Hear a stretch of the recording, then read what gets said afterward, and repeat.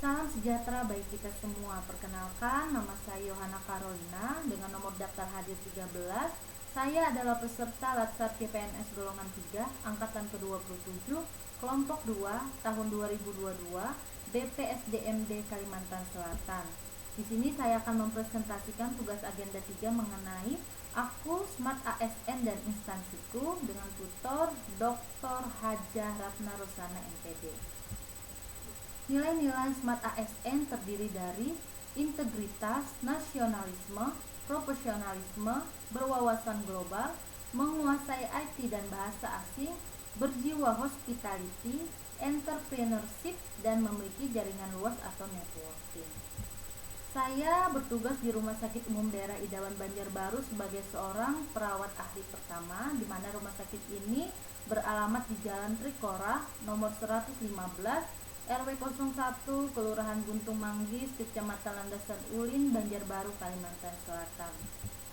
Rumah Sakit Umum Daerah Banjarbaru berdiri pada tahun 1965, adalah sebuah usaha kesehatan ibu dan anak milik pemerintah Provinsi Kalimantan Selatan.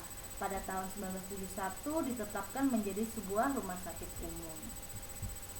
Ini adalah visi, misi, dan moto dari Rumah Sakit Idaman Kota Banjarbaru.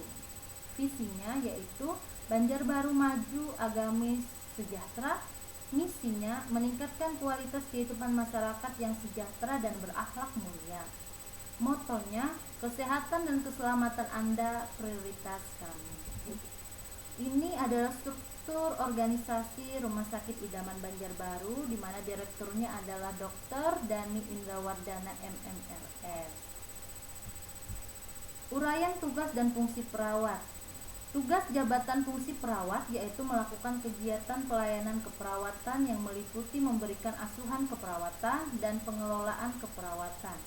Keperawatan itu sendiri adalah suatu bentuk pelayanan profesional yang merupakan bagian integral dari pelayanan kesehatan, didasarkan pada ilmu dan kiat keperawatan.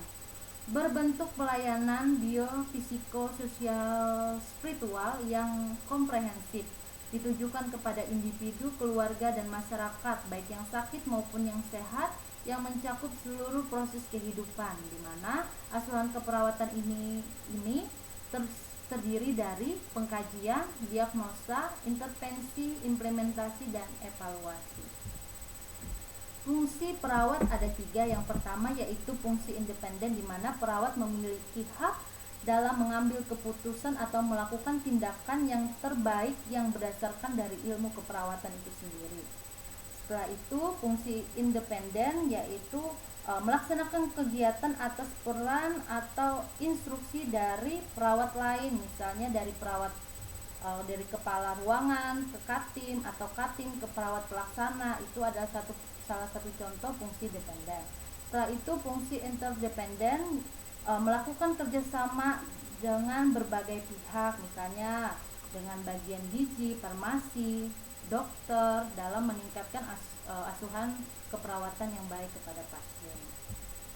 Uraian tugas perawat ahli pertama yaitu melakukan pengkajian keperawatan lanjut pada individu, melakukan pengkajian keperawatan lanjut pada keluarga, melakukan pengkajian keperawatan dasar pada masyarakat, memberikan konsultasi data pengkajian keperawatan dasar atau lanjut, melakukan komunitas terapeutik dalam memberikan asuhan keperawatan, melaksanakan manajemen supervise sebagai suatu pengawasan risiko infeksi dalam upaya preventif dan pelayanan keperawatan.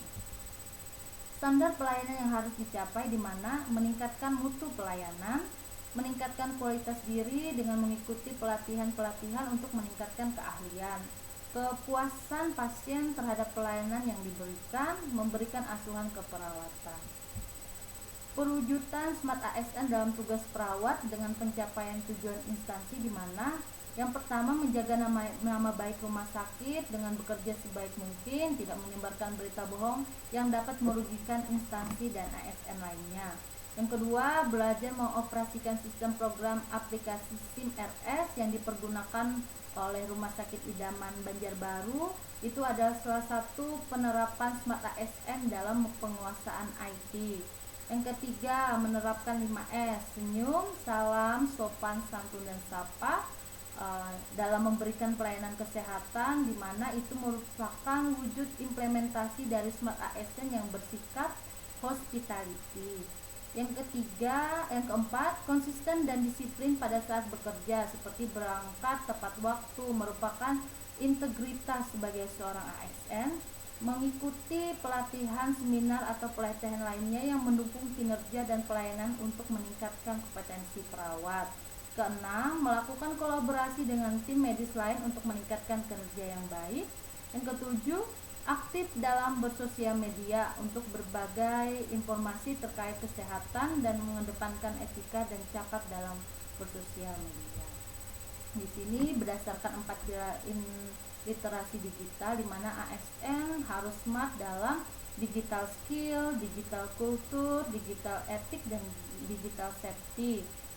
Dan juga manajemen ASN, yaitu adalah untuk pengelola ASN untuk menghasilkan pegawai ASN yang profesional, memiliki nilai dasar, beretika profesi, bebas dari intervensi politik, bersih dari praktek KKN.